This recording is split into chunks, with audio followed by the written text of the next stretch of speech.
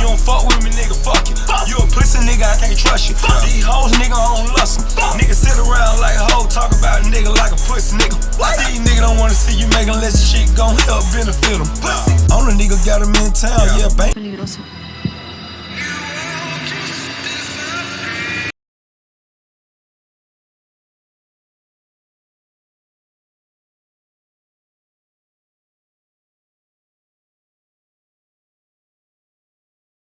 We back in the Low Key Cave, Keyshawn Nam's YouTube page, aka Mr. Low Key, and we back with a TV show review, and we are doing Narcos Mexico Season 3. I am a huge fan of Narcos. I honestly feel like Narcos is its own version of The Wire, as far as how deep it goes into the corruption of the governments, how deep it goes into not only the cartels, but into everything surrounding the cartels as far as the city. It's not just Mexico, but Colombia. It really dives deep into the ramifications of things that happens with these wars that goes on in the middle of the city, as far as these cartels that have these battles or whatnot. Not only that, the way cartels deal with situations when they blowing up stuff, whether it's planes, whether it's neighborhoods, whether it's police stations, and killing random police or whatnot. But it's how deep the story goes. It's not sitting there just it's not sitting there fantasizing on the drug business. It's telling you the ins and outs of the drug business, and it's showing you the things that goes on, and it's showing you how dangerous it is. It's not only that though, it's diving much more deeper into it. It's showing you just how bad it is and how bad it was, and just how the drug epidemic is still reigning on till this day. They cartels, the Mexico cartels, like the Sierra Leone cartel, as far as the battle of these cartels, it's still reigning on to this day. I looked this stuff up. This stuff is still going on to this day. And as far as the most important thing, the war on drugs. We're talking about something that was making in 1980s. You talking about the crack epidemic. This goes beyond, you talking about these shows, you talking about Snowfall, The Wire, a show like this. All these shows we be getting, but in particular, shows like The Wire and a show like Snowfall, and even a show like Narcos, and more so a show like Narcos and Snowfall kind of align on each other, because these was the times, because Snowfall is loosely based off Freeway Ricky Ross, who was directly getting his stuff from over the border or whatnot, bringing stuff in from the border. Not only that, this was the time of the crack epidemic. You go back over to the whole thing with Colombia, Miami, the drugs coming in or whatnot. Around that time, it had just how heavy the crack epidemic had became. So, going into these type of shows, especially like a Narcos, it's much more deeper than just drug dealers and these battles in the streets or whatnot. They're going deeper as far as government corruption, the ins and outs of the drug trade. They're showing you the betrayals, there's no trust in these type of businesses or whatnot, as far as cartels or whatever type of business, as far as the manipulation and as far as what goes on, man. Cartels are not street gangs. Cartels do not play around. This ain't no game. The things that they do, the extent that they will go to not only make sure their money is straight, to not only make sure their business runs fluidly, you're talking about them paying off governments, a whole a whole city, a whole country. Not a city, a whole country, paying off a whole country. This is what we get with these shows like a Narcos Mexico and the first Narcos. As far as Narcos though, Narcos, the first one was based on the Pablo Escobar and Colombian cartels. As far as you had though, I should have took notes on that, but I'm not talking about that one. But I got into that one watching, like I said, the first Narcos, which was based on Pablo Escobar mainly and his reign. And that went for 3 seasons. Then we got the spinoff, and this is pretty much somewhat of a prequel. What I really love about Narcos Mexico is you get these, not Easter eggs, but you kind of get these cameos from earlier people who were in the earlier cartels that were in the first Narcos. You get in the first season, we got a cameo from Pablo. You get a cameo from the other ones. I can't remember the guy's name. He's a very important person, and I can't believe I don't have this guy's name down as a note. but he plays a very important role, and he's one of the main Colombians that plays a major role in the whole Narcos Mexico season. He's one of the original ones from the original series that comes over here, and I'm gonna have to get his name. I'm kind of bother me. I could, if I'm not mistaken, his name is Pancho. Pancho, yeah. He's actually a gay drug dealer. He plays one of the only gay characters in here, but he's one of my favorite characters. He's one of the original ones from the Colombians, and he's actually one of the main original ones that's been in all of the episodes in all seasons, actually from the original Narcos and the Narcos Mexico. But he plays a very pivotal role in not only the first 2 seasons, but he plays a very pivotal role in this last season, especially when it comes to Amado, the Lord of the Skies. But as far as Mexico, as far as Narcos Mexico season 3, this season pretty much sets up the origins of the Tijuana cartel, the Cielo cartel, and the Juarez cartel, as Mexico's governments began cracking down even more on drug traffickers as part of the chance to become part of what will become NAFTA. Meanwhile, you have the DEA agent Walt, who is just basically almost obsessed with Amado at this point. But he set the stage for even bloodier toll in the United States fight against drugs and traffickers, because he's basically still on this warpath with stopping the cartel altogether still, being that he's only one man, you know what I'm saying? But like I said, once again, we're talking about the war on drugs, which is an everlasting battle. This season, you won't see no Felix Gallardo. It is some cameos in here, but I think these were previously filmed parts that maybe didn't make it to certain seasons, but they make sense the way they are put into this season. There are cameos though, and what you can tell, some of these cameos probably were previously filmed, but there are other cameos too that I liked. I'm not gonna give what away to who they are or whatnot, but you can expect to see more original faces from the original series as far as the original Narcos in this one, as far as Narcos Mexico. But as far as I was saying,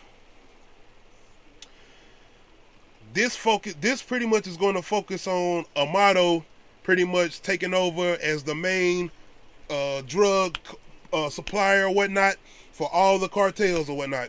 He's taking over as far as what Felix was doing. And, Felix had everybody under this one conglomerate, where now you have all the cartels pretty much out on their own, doing their own thing.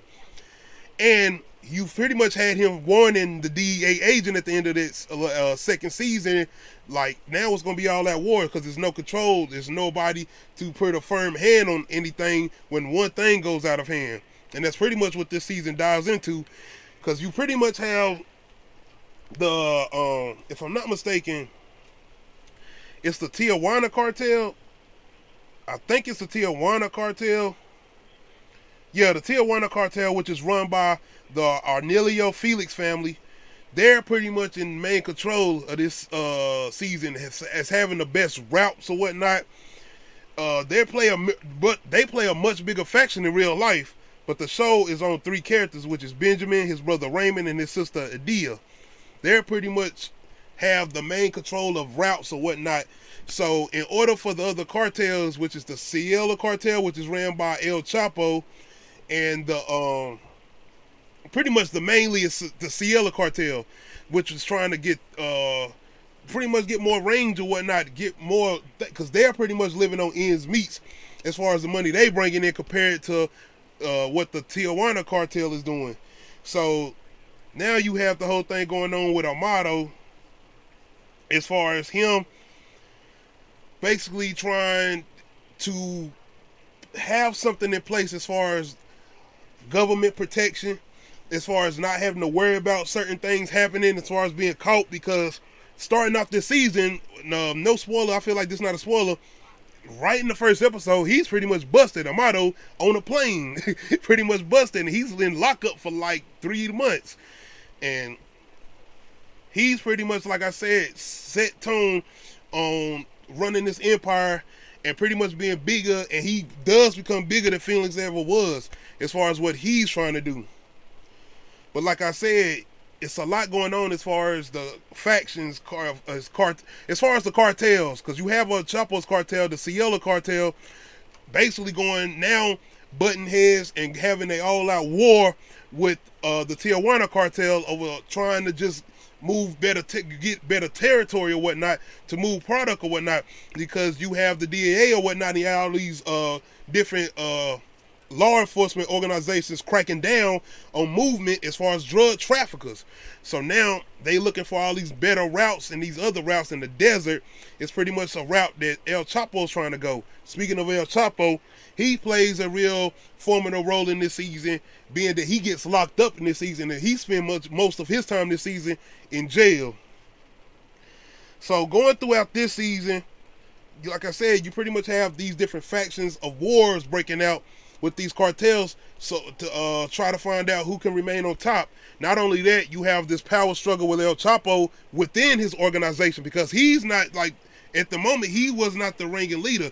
The leader of that cartel is pretty much on the run, and I'm sorry I can't remember that guy's name at the moment, but throughout this season, you pretty much have that rise of El Chapo becoming the leader. This season almost ends on the note of saying, if they do want to start another season, is the El Chapo story and everything that comes with that. But continuing on with this last season, as far as Narcos Mexico season 3, this season is narrated by a woman, and she's a journalist. Pretty much she's trying to get stories out about the cartels, not only the cartels, but the different government factions that possibly could be working with them.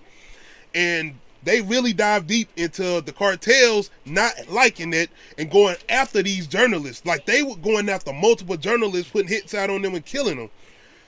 Not only that, man, that's the thing I said about this season was me not liking it at first, and me not liking it was the first episode, pretty much the first 15 minutes.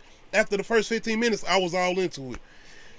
This season has a side story. It has a very, very pivotal side story. And the side story almost was its own movie. I'm telling you. This side story was on some Silence of the Lambs, almost 7 type shit. You pretty much have this faction of missing women. And you have this cop. Oh, what's his name? What's his name, man? I'm sorry if I don't have everything in line, y'all. I'm sorry. My bad, y'all. My bad. You pretty much have this cop whose name is Victor, whose journey is like a slow burn. And like I said, it's a side story. It almost could have been his own movie. He's a corrupt cop in Juarez, and his storyline leads to so many real-world issues that still plague Mexico to this very day. He takes bribes, he ignores the polite poor people, and he exploits folks who commit minor infractions just to get back at the system that vastly underpays him. And that's another thing about Narcos Mexico. This isn't just about the cartels. It is mainly about the cartels and what they got going on in the government corruption and what they play and the roles they play behind this whole war on drugs. But this is not just that. Narcos Mexico dives deeper into the whole thing as far as these, and something that I didn't even know about, all these missing women in Mexico. And something that's still going on to this day, as far as a bunch of women that work near these like factories or whatnot, and they would be missing, and they walk, because I guess a lot of them would walk from them or whatnot. Not only that, it goes deep into the whole law enforcement in Mexico, and as far as you have these certain law enforcement people that are getting paid $150 a month. Listen to me, $150 a month. They pretty much telling you, you have, if not all police, 90% of police dive into corruptions and dive into all these different things just to make ends meet and have extra money. $150 a month. That's why this season is so much more pivotal and so much more. That's why I give it so much more credit and giving it that comparison to shows like The Wire. Because like I said, when you dive that deep into these different things, because the side story with Victor, this corrupt cop, because he's pretty much on this whole journey trying to find whoever is doing this to these girls. And it comes to a point where you almost think maybe he got this guy, but then they show you this, I'm telling you, they show you this whole pivotal scene where he finds not a field, but a whole, like desert, like it's a whole field it's like cops everywhere, and it's like this whole field of bodies, and he comes to a realization, not knowing that are there one serial killer or multiple serial killers. And like I said, I don't feel like I'm spoiling anything saying this or whatnot, and because this is a binge show. They release all episodes on Netflix, but I'm not giving nothing away on whether he finds the killer or not. But I'm just letting you know just how deeper that this season goes compared to other seasons. To me, other seasons did dive into like the corruptions. They mostly dive into the corruptions of the government, and this doesn't do anything different from that. This dives deeper into the corruption of the government too, along with the plague of how the inner workings go with the cartel, and how you have certain government factions that work with the cartels too. It's a big reveal in this season too, where you don't even know what's going on. Another thing this season does is, a lot of this season and a lot of this Narcos Mexico probably goes off the whole thing going with Kiki, the cop that was killed and tortured in the first season. This pretty much this series is based off of his whole thing, and you have this whole dilemma with the cop Walt, because in the second season of Mexico, Walt, his whole determination of getting the people that was behind Kiki being tortured and murdered. So now you got him in this dilemma going into this season. I'm not going to say who it is or what's going on, but I will say he's kind of in a predicament of this whole torture thing, trying to get answers, because like I said, he's on Walt, the DEA agent Walt is on this determined mission to get Amato, especially Amato. But as far as Amato goes, man, it's a lot going on. Like I said, you have him trying to get everything moving and having these different factions, as far as him being this whole ringleader, drug trafficker, and being the main person everybody's getting their product from. But he has a whole thing going on with trying to get certain things moved in place as far as the original Colombian drug things. Because if this is, like I said, this is a prequel to the original Narcos. And in the original Narcos, like in that last season, not the last season, but that second season, some of the main players of the original Colombian cartels make a deal with the government. So this comes kind of mess up certain things that Amato has going on, and one of the main people that he is talking to is Pancho, which is the original person from the Narcos Colombia. So his allegiance, though, Pancho's allegiance is with the Colombians. Like I said, he's a gay drug dealer and whatnot, and they pretty much have took them in, and they pretty much accept him from who he is, and they have pretty much had this long lasting relationship, and that's what Pancho is pretty much trying to explain to Amato, because Amato is like, he's trying to go on forever. But it's like, it's kind of things that goes on in this season where he kind of comes with this revelation as far as Amato, where it's like he wants to, but then he's like, nah, I'm good too. And it's like, okay. And it's a real thing that happens at the end of this, where I looked this up too as far as Amato go, and I don't feel like this is spoilers, because it was this big thing about, is Amato dead? As far as the Lord of the Skies, the main guy who took over after Felix went down, is Amato dead or not? And this season kind of leaves on a cliffhanger, not really let you know if Amato is alive or dead. So I looked it up though, and I'm thinking he probably is dead, but did he go out the way that everybody thought he did, as far as him dying on the operation table, or did he go out on his own terms? That's what the big mystery I think is. Overall though, I'm sorry, and I apologize if it sounds like I was all over the place. It's so much into this season, Narcos Mexico. As far as the cartels, you really have El Chapo trying to take over. I mean, and at first, he's not really even trying to take anything, well, not trying to really kill the Tijuana cartel or whatnot, but being that they have so much control over things, and they not trying to really share that peace with the Cielo cartel, which is El Chapo, that's where the play comes into this whole all-out war. And this war breaks out into the streets of Mexico. Like, you talking about, like I said, you had journalists getting killed. It's a good scene in here, and I can't remember the guy's name, but it's like this Terminator dude. He like a hitman for the Tijuana cartel, and he like on some John Wick shit in this club scene where El Chapo come in shooting up the whole club or whatnot, dressed up as cops. I'm telling you, if you haven't seen this last season, definitely be on the lookout for that scene. It's a real good scene, and it's straight up bullshit the way he get took out. And I love the way they explain it, because it's like from a ricochet bullet. You'll know what I'm talking about if you watch this season. But look out for that guy, man. He's a hitman and I guess a bodyguard for the Tijuana cartel as far as the Armilo Felix family or whatnot. But anyway, that's pretty much the play as far as the Cielo cartel versus the Tijuana cartel. And you pretty much, this almost is like a rise of El Chapo, because shout out to Nito. He got a cameo here. You know who Nito is. He was the uncle. He's I keep forgetting that that's Amado's uncle, Nito. And he one of the favorite characters, man. He has a cameo in here. And I was wondering what they're going to show Felix's brother. I can't remember his name. The dude, that crazy motherfucker. The dude that was growing the weed in the first season. But anyway, Nito has a cameo in here. He's in jail with El Chapo. He's pretty much giving a lot of advice to Chapo. And it pretty much comes to a point where he's giving so much advice to El Chapo. Chapo pretty much wants to take in his own advice and make his own moves.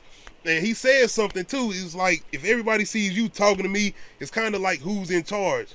So that's why I say this is kind of that rise of El Chapo. And if they wanted to make another Narcos, you pretty much could have that whole thing going on with El Chapo. You talking about the times he broke out of jail. He was running the whole Cielo cartel for a number of years while he was out on the run too. So it's so many things, and leading up to them trying to recapture him and him getting expedited to the United States or whatnot.